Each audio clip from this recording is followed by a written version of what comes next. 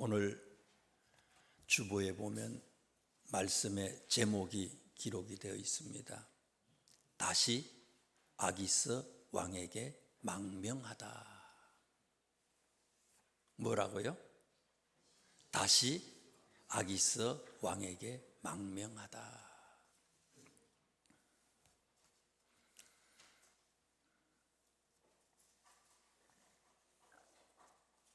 제가 읽어드리고 우리가 가지고 있는 개정 성경에는 27장의 장 제목을 뭘로 잡아놨어요? 다윗이 블레셋 땅으로 피하다. 현대인이 쉽게 이해할 수 있는 성경인 세번역 성경에는 이것을 어떻게 장 제목을 번역을 해놨는가 하면요, 다윗이 다시 아기스 왕에게 망명하다. 주보에 나오는 이 제목처럼 이렇게 기록을 해놨어요. 다윗이 다시 아기스 왕에게 망명하다. 다시라고 하는 말의 뜻이 뭐예요? 과거에도 간 적이 있었다는 거예요.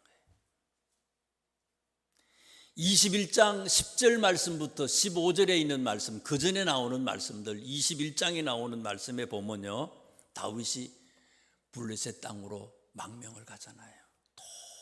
도저히 유대 땅에 있을 수가 없어서 사울이 계속 쫓아다니고 죽이려고 했기 때문에 여기 있어서 살 수 없다고 생각해서 도망을 쳤어요. 어디로요?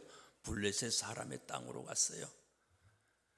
가드왕 아기스한테 망명을 했어요.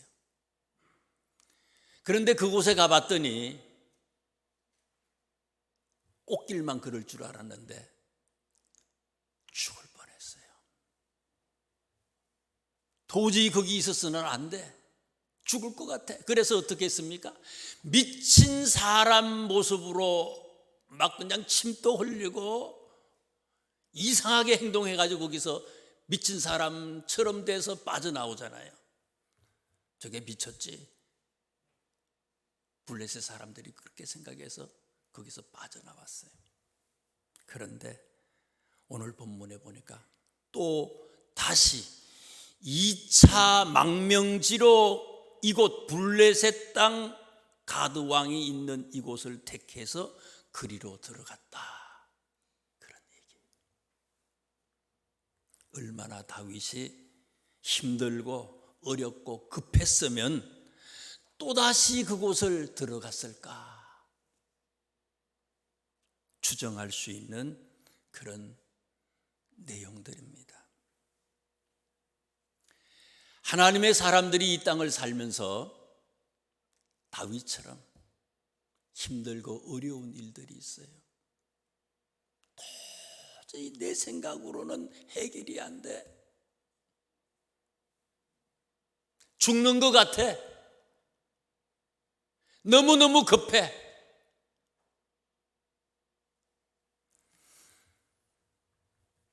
고린도후서 6장 15절 16절에 성경은 이렇게 기록되어 있습니다. 그리스도와 벨리알이 어찌 조화되며 믿는 자와 믿지 아니하는 자가 어찌 상관하며 하나님의 성전과 우상이 어찌 일치가 되리요. 우리는 살아계신 하나님의 성전입니다.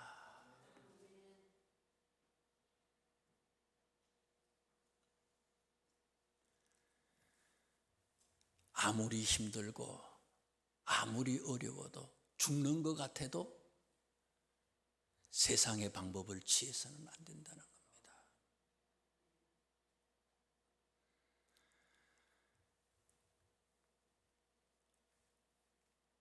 오늘 본문 27장 그 다음에 나오는 28장에 나오는 말씀을 보면요, 다윗이 망명을 했어요. 그런데 무슨 일이 있습니까? 망명한 이 블레셋 사람들과 이스라엘 사람들이 전쟁이 일어났어요. 지금 다윗이 어디 있어요? 블레셋 땅에 있어. 자기 동족하고 싸워야 돼. 아주 난처한 상황을 겪게 되는 그런 얘기입니다. 거기다가 오늘 27장에 있는 본문 말씀 그 이후에 8절부터 12절까지 말씀을 보면요, 결국 다윗이 이 블레셋 왕 가드 왕의 눈치를 살피는 그런 얘기가 나와요. 하나님의 사람이 세상 사람들의 눈치를 살펴요. 처량한 신세로 전락을 합니다. 자기의 삶을 떳떳하게 밝히고 사는 것이 아니라 거기 있는 말씀들을 보면요, 거짓으로 포장해야 하는 불쌍한 신세가 된 다윗의 모습들을 소개하고 있습니다. 오늘 본문의 첫 번째 교훈이에요. 조금 전에도 말씀을 드렸지만 성도는 아무리 힘들고 아무리 어려워도 아무리 급해도 세상의 방법으로 살아서는 안 된다고 하는 것을 성경은 우리에게 교훈하고 있습니다. 힘들고 어려워도 진정한 소망과 안식처가 되시는 우리 주님만을 바라보는 참 하나님의 자녀들이 되시기를 주님의 이름으로 축원합니다. 1절에 있는 말씀을 한번 보세요. 다윗이 그 마음에 내가 후일에는 사울의 손에 붙잡히리니, 다윗이 그 마음에, 쉬운 번역 성경 새 번역에는 이걸 어떻게 소개했는가 하면요, 다윗이 혼자서 생각하였다. 다윗이 혼자서 생각하였다. 이제 이러다가 내가 언젠가는 사울의 손에 붙잡혀 죽을 것이다. 이 1절에 있는 말씀은요, 다윗이 왜 이방인의 도시로 블레셋 땅으로 내려가게 되었는지를 설명하는 얘기예요. 왜 그랬을까? 가면 안 되는데 왜 내려갔을까?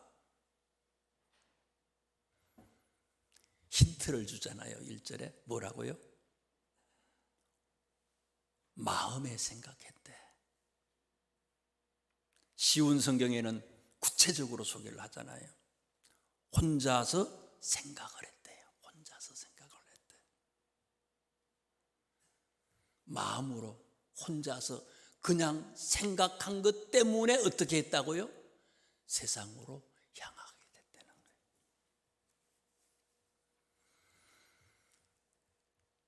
여러분, 하나님의 사람들은 어떤 자들이에요? 요한복음 1장 12절에 성경이 뭐라고 말씀합니까? 영접하는 자, 곧 그 이름을 믿는 자들에게는 하나님의 자녀가 되는 권세를 주셨느니라 그랬잖아요. 아멘입니까? 권세를 주셨어요. 영접하는 자, 곧 그 이름을 믿는 자들에게는 하나님의 자녀가 되는 권세를 줬다. 저기 보니까 우리 설기 할머니가 오셨어요. 옆에 보니까 딸 같아요. 부모님이잖아요. 자녀예요. 영접하는 자, 곧 그 이름을 믿는 자들에게는 하나님의 자녀가 되는 권세를 줬다. 부모는요, 어릴 때도 그렇지만 자녀가요, 자녀가 나이가 많아도 당신의 몸이 다 연로해서 힘이 없고 죽는 것 같아도 누구만 생각해요? 자식만 생각하는 게 부모야. 나는 혼자 있다고 생각할지 모르지만 부모님은 늘 내 생각을 하고 있어. 영접하는 자, 곧 그 이름을 믿는 자들에게는 하나님의 자녀가 되는 권세를 주셨대. 내가 죽는 것 같아. 내가 힘들어. 어떻게 할 방향을 몰라. 그런데 이미 하나님은 어떤 하나님이에요? 우리와 함께 하기를 원하는데, 내가 하나님은 우리와 함께 하시는데 내가 그걸 못 느끼고 있는 거예요. 모르고 있는 거예요. 하나님이 나와 함께하고 계시다는 것을 느끼는 게 뭡니까? 하나님의 자녀로서의 특권을 누리는 자가 느낄 수 있는 것, 내가 특권을 누리고 있다라고 하는 것을 느낄 수 있는 방법이 있어요. 그게 뭐예요? 요새 좋잖아요. 전화비도 안 들어가. 외국에 있어도. 뭘로 하면요? 카카오톡. 근데 별거가 다 선전 다 해주네 아주. 00700, 뭐 KT. 옛날에 그 통신사에서 내는 그런 돈 안 내잖아요. 카카오톡 공짜로 다 되잖아요. 와이파이로 하면은. 전화로, 카카오톡으로 엄마, 아빠 전화만 하면 돼. 아, 살아계시는구나. 나와 함께 해주시는구나. 그래, 문제가 있냐? 그래, 이렇게 해. 내가 도와줄게. 그게 뭐예요? 기도지 뭐예요, 기도. 기도하는 사람은 특권을 누려. 하나님이 함께하고 계시다는 것을 느낄 수가 있어. 오늘 본문 그 전에 나오는 23장을 다 한번 보세요. 23장을 다 보세요. 다윗이 전화 거는 얘기입니다. 이게 카톡으로 전화 걸어. 누구한테요? 하나님한테. 오늘 다윗의 모습과 다른 얘기를 성경은 소개합니다. 23장 2절을 보세요. 이에 다윗이 여호와께 묻자와 이르되 뭐 했다는 거예요? 기도했다는 거거든요. 그 다음에 또 4절에 있는 말씀을 보세요. 4절. 다윗이 여호와께 다시 묻자온데 뭐 했다는 거예요? 기도하고 다시 또 했다는 거예요. 다시 또 했어요. 또 10절에 있는 말씀 보세요. 10절. 다윗이 이르되 이스라엘 하나님 여호와여, 사울이 나 때문에 이 성읍을 멸하려고 그 일나로 내려오기를 꾀한다 함을 주의 종이 분명히 들었나이다. 다윗이 이르되 이스라엘 하나님이여. 뭐 했다는 거예요? 기도한 거예요, 하나님에게. 12절에 있는 말씀 보세요. 12절. 다윗이 이르되 그 일나 사람들이 나와 내 사람들을 사울의 손에 넘기겠나이다 하니 여호와께서 이르시되, 지금 뭐 했다는 거예요? 또 기도해요. 자, 그랬더니 죽는 것 같대. 사울이 다윗이 어디 있는지를 알아서 여기를 막 그냥 쳐들어와. 그렇지만 14절, 23장 14절에 있는 말씀을 보세요. 14절. 사울이 매일 찾되 하나님이 그를 그의 손에 넘기지 아니하셨다. 기도하고 또 하고 다시 하고 계속했는데, 그렇게 했더니 사울이 계속 죽이려고 했지만 하나님은 그를, 다윗이지요, 그의 손에 넘기지 아니했다.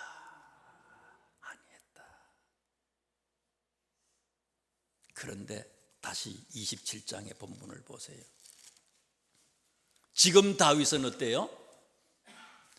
과거에는 그렇게 했어요, 다윗이. 그런데 지금은 어때요? 자기 마음으로만 생각한 거예요. 머리로만 생각한 거예요. 쉬운 성경에는 뭐라 그랬다고요? 자기 혼자서만 생각하는 거예요. 뭐 해야 되는데? 기도하지 아니하고 내 생각과 내 습관과 세상의 방법으로 그렇게 했다는 거예요. 두 번째 교훈입니다.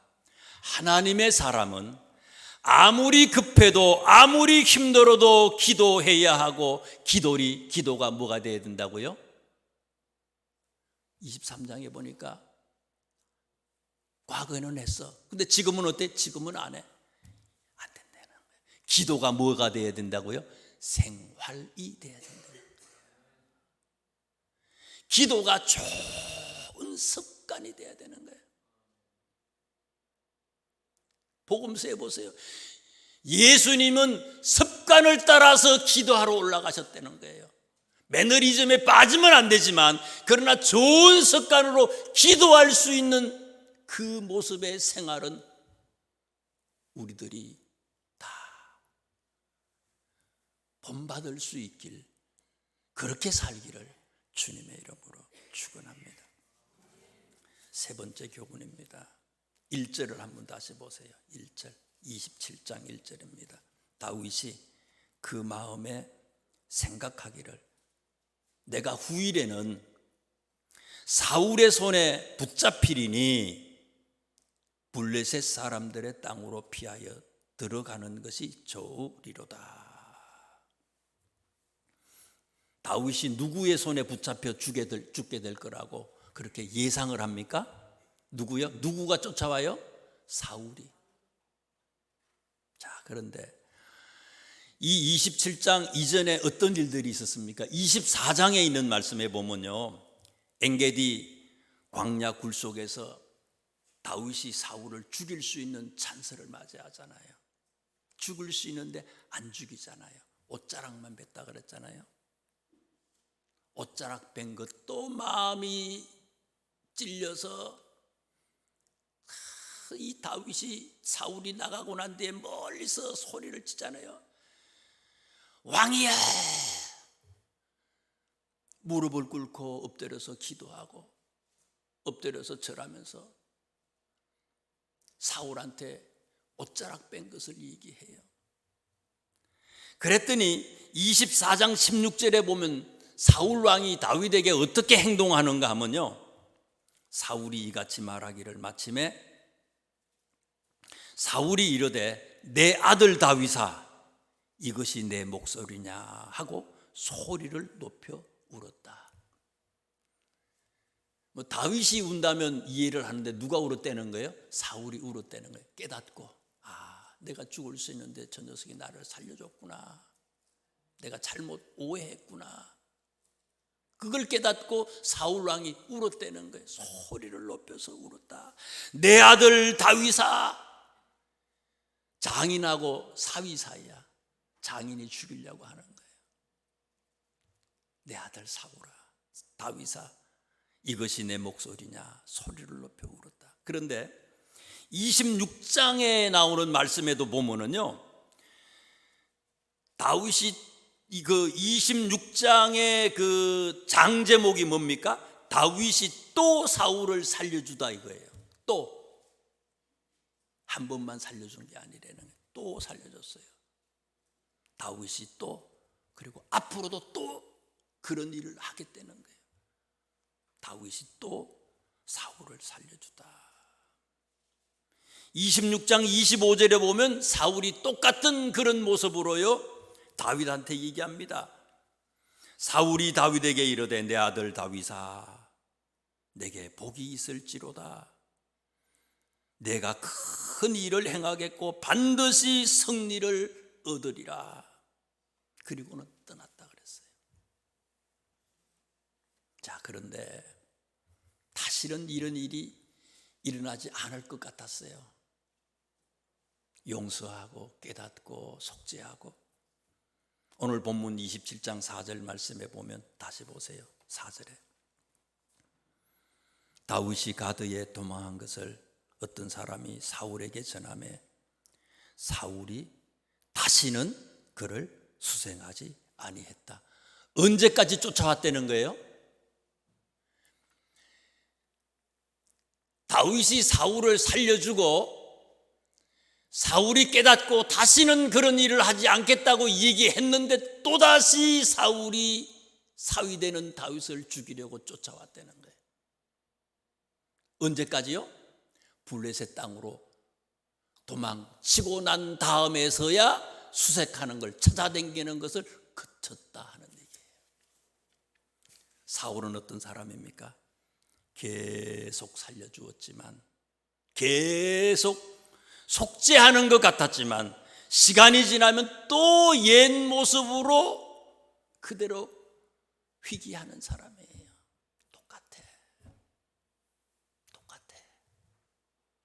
아멘 했는데 시간 지나면 똑같아. 지난주 속회 예배 잘 드리셨어요?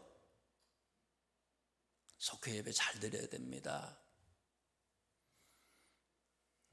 우리 성도님들은 꼭 주일 예배도 그렇지만 수요일도 예배 드리시고 속회도 예배를 드리시고요. 속회 예배 잘 드리셔야 돼요.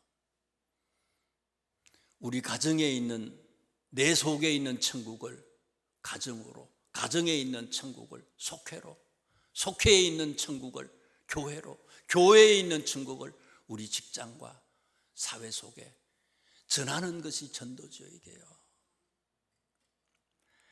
예레미야 25장 3절에 있는 말씀을 우리가 속회를 통해서 배웠잖아요. 예레미야가 우상숭배하는 이스라엘 사람들에게 하나님에게로 돌아오라고 말씀을 선포해요.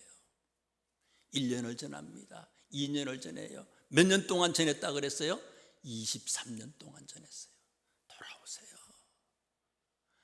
하나님이 우리를 이렇게 사랑하시는데 왜 우리가 우상을 숭배합니까? 세상으로 내려갑니까? 다시 돌아오세요. 23년 동안 하나님의 말씀을 전했다고 그랬어요. 비유가 될지 모르겠지만은요, 의사 선생님들이, 우리 재성주사님이 어저께 이제 카톡이 왔는데 필리핀 가셨다가 이제 오셨어요. 23월 20일 날 수술 때문에. 근데 한국에 왔더니 수술이 미뤄졌대. 언제 할지 모른대. 저도 서울대학병원에 예약된 게 또 늦춰졌어. 의사 선생님들이 지금 한 달 정도 병원들에 문제가 생겼잖아요. 많은 사람들이 걱정을 해요.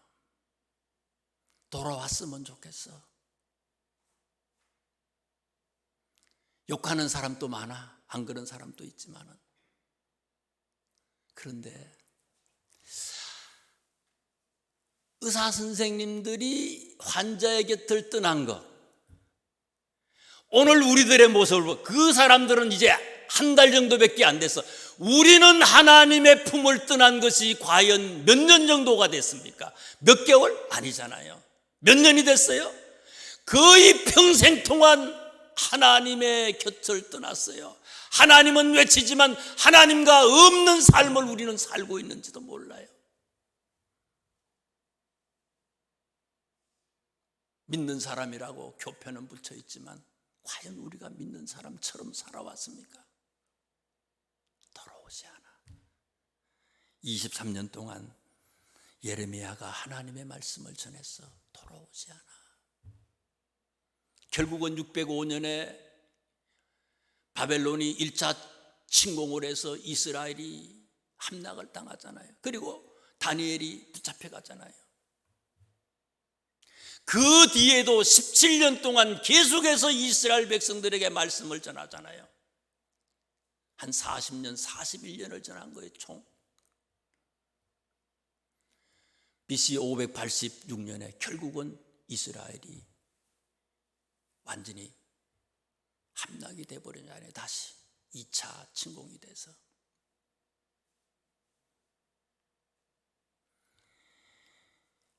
하나님의 백성이라고 하지만 우리가 고집이 세요. 안 들어. 하나님의 백성뿐만이 아니라 사람이 그래. 우리 인간들은요, 고집이 얼마나 센지 몰라. 여기서 말씀을 들을 때는 아멘이 되는 것 같고요, 마음의 문이 열리는 것 같지만 자리에서 일어나면 다 달라. 나가면 달라. 옛 모습이 그대로 또 돌아와. 호세아서의 고멜이 그런 거 아니에요?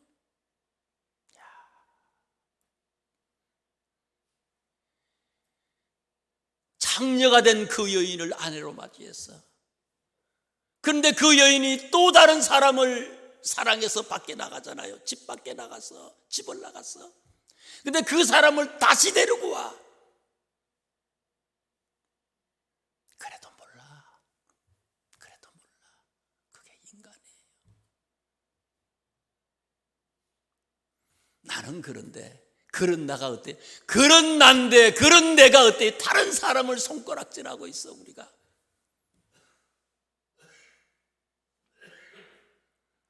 성경은 우리가 아무리 강팍하고 고집이 센 인간이라 할지라도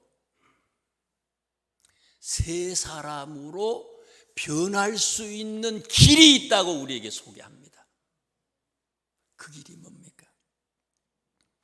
제자들이 예수님에게 3년간 교육을 받았어요. 같이 식사하고 같이 잠을 자고 같이 생활을 했어요. 24시간 3년 동안.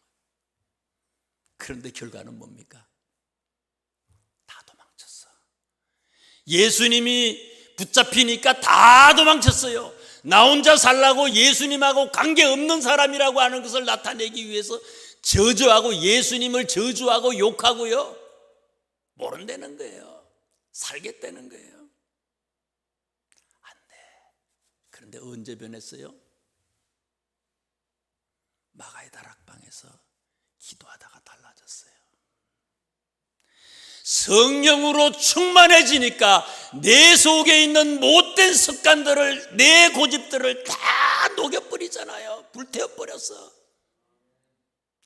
하나님의 영으로 충만해지면 나의 고집도 나의 습관도 못된 모든 모습들을 다 불태울 수 있다고 성경은 우리한테 소개하는 거예요. 다른 것으로는 할 수가 없어 이거는요. 그래서 제자들이 성령의 충만함을 받고 다 순교자의 길을 택하잖아요.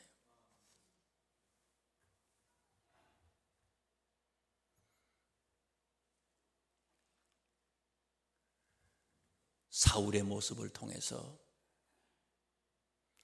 우리들의 못된 습관, 고집들을 하나님이 기뻐하는 모습으로 변화시킬 수 있는 방법은 유일하게 성령의 충만함을 받는 것이다 라는 것을 깨닫는 것이 세 번째 교훈이에요. 네 번째 교훈을 보십시다. 2절을 보세요. 다윗이 블레셋으로 도망갈 때에 누구하고 함께 도망을 쳤어요? 다윗 주변에 몇 명이 있어요? 600명에 따르는 사람들이 있어요. 함께하는 사람이 있습니다. 자, 그런데 지금 이게 몇 차 망명이에요? 2차 망명 아닙니까? 블레셋에 똑같은 곳에 두 번째 또 들어가는 거예요. 지난번 1차 망명을 했을 때 아까도 제가 말씀을 드렸지만 죽을 뻔했어. 거기 들어가서 겨우 도망쳐서 나왔어. 그런데 다윗은 이렇게 결정을 했을지 모르지만, 다시 들어가겠다고 결정할지 모르지만 600명에 함께하는 사람들이 있잖아요. 장정만 600명입니다. 이 600명의 가족들, 아내, 자녀들, 요즘에는 한 명 놓고 뭐 한 명도 잘 안 놓는다니까. 근데 옛날에는 몇 명 정도 돼요? 보통 집집마다 작으면 5명 아니에요. 작으면 5명, 8명은 다 있어요. 아주 많으면 한 타스는 되죠. 뭐요? 12명 정도는 돼요. 많아. 그러니까 이 600명에 10명씩만 따내도 어때요? 6,000명이야. 많아. 남자들은요, 골리앗이라 할지라도요, 다윗이라 할지라도요, 사실은 남자의 마음을 움직이는 건 뭐예요? 나만 빼고요. 저만 빼고. 저만 빼고 옆에 있는 분 보세요. 한번 얼굴을 보세요. 옆에 같이 계시는 분. 꼼짝 못해. 저는 안 그래. 안 그래요? 그런데 6,000명의 사람들 중에서 그 사람들이 600명의 여인들이 있잖아요. 그 여인들이 여보, 죽으러 갈 거야? 왜 그래? 말 한마디 하면 내려가겠어요 이거요. 북한에서 왜 이쪽으로 남한으로 왜 옵니까? 죽을 것 같으니까 오는 거예요. 그런데 왜 또 죽으러 왜 들어가느냐 이거예요. 그런데 6,000명이 다 다윗과 함께 블레셋 땅으로 내려가서 망명했어요. 다윗은요, 힘이 들고 어렵고 죽는 것 같았지만 행복한 사람이라고 수요일도 말씀을 드렸잖아요. 왜? 모두가 다 다윗과 함께하고 다윗이 말하니까 그대로 순종하고 따라줬던 이런 함께하는 사람이 있잖아요. 행복한 가정, 내 아들이 의사가 되고 내 아들이 대통령이 되고 이게 행복한 게 아니라 진짜 없어도요, 온 가족 식구들이 한 마음을 가질 수 있다면요, 아버지가 자녀들을 생각하고 자녀들이 아버지를 생각하는 마음이 그런 같은 마음으로 서로 위하고 아끼고, 이게 행복한 거지요. 이게 축복의 가정이죠. 다윗은 행복한 사람이에요. 이런 사람들이 있으니까. 다윗이라고 하면은, 다윗의 말이라면은 죽기를 각오했던 600명의 용사들이 있었던 거예요.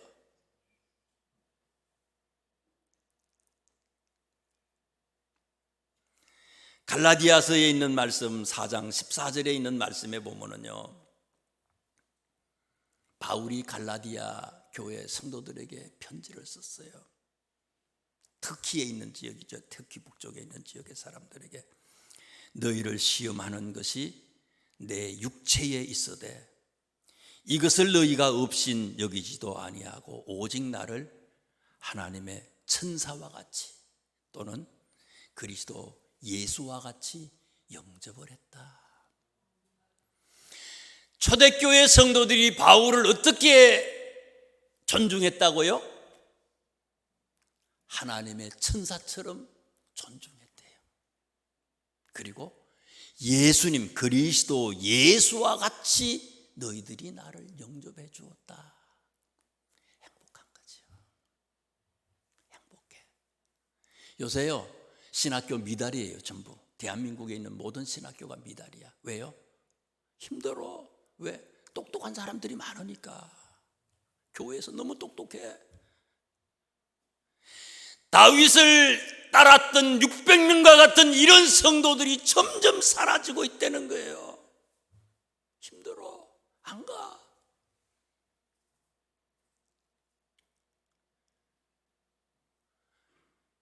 은혜 받은 젊은이들도 신학교를 안 가지만은요, 신학교를 갔던 그 신학생한테도요, 결혼하려고 하는 젊은 아가씨들도 없어. 안 와? 왜? 함께 하려고 했던 이 600명의 사람들이 자꾸 사라져. 힘들어도 함께하는 사람이 있으면 행복한 거예요.